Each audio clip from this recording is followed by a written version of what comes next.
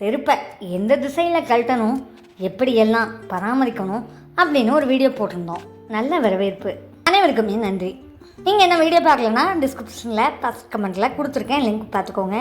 இன்றைக்கி ஜாலியாக அதே சமயம் மனசுக்கு நெருக்கமான ஒரு சில விஷயங்கள் பற்றி பேச போகிறோம். ஒருத்தர் காசு இல்லைன்னு கஷ்டப்பட்டார்.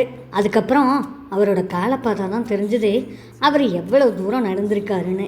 நம்ம கஷ்டமான காலத்தில் நம்மளை சுமந்துட்டு வந்தது நம்மளோட உழைப்பு. அதுக்கு உரிய மரியாதை கொடுக்கணும். இந்த நவீன யுகத்தில் நாம் நிற்காம ஓடிக்கிட்டே இருக்கோம்.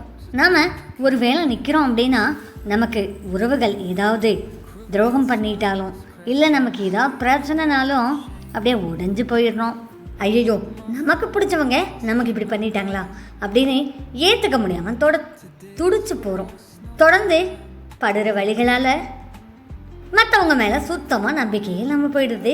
சில சமயம் நம்பிக்கைக்கு உரியவங்க கூட ஒரு வேளை இவங்க தப்பாக இருப்பாங்களோ அப்படின்னு நம்மளை சிந்திக்க வச்சிடுது. எந்த உறவாயினும் உரிய இடைவெளி விட்டு பழகணும். எல்லாருமே நம்ம மேலே அக்கறையாக இருக்கணும், கருணையோடு இருக்கணும், நம்மளை ஏமாற்றாமல் இருக்கணும் அப்படின்னு எந்த அக்கறையும் கிடையாது.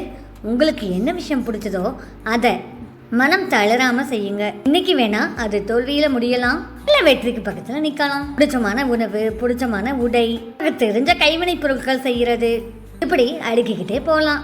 அதே சமயம் நம்மளோட பண்பாடையும் நாகரிகத்தையும் கைவிட்டுடக்கூடாது. அப்படிங்கிறத கொஞ்சம் கவனமாக இருங்க.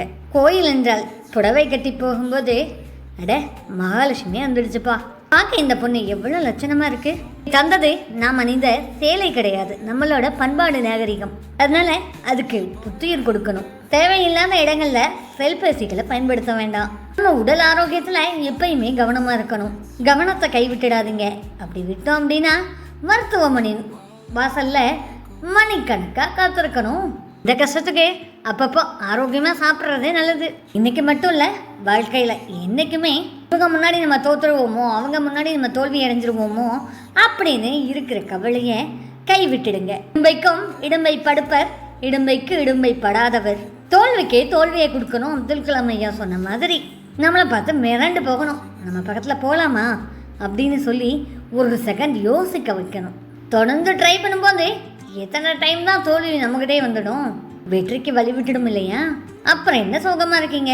தேநீர் கதைகள் தோழியோட சேர்ந்து ஒரு டீ குடிச்சிட்டு உங்கள் வாழ்க்கையை உற்சாகமாக எப்போதுமே ஸ்டார்ட் பண்ணுங்க. இப்போ தான் வீடியோவை முறையாக பார்க்குறீங்கன்னா மறக்காமல் வீடியோவுக்கு ஒரு சப்ஸ்கிரைப் கொடுத்து சப்போர்ட் பண்ணுங்கள். உங்களுக்கு தேவையான அனைத்து தலைப்புகள்லையுமே பிளேலிஸ்ட்டில் வீடியோ இருக்குது, மறக்காமல் பாருங்கள்.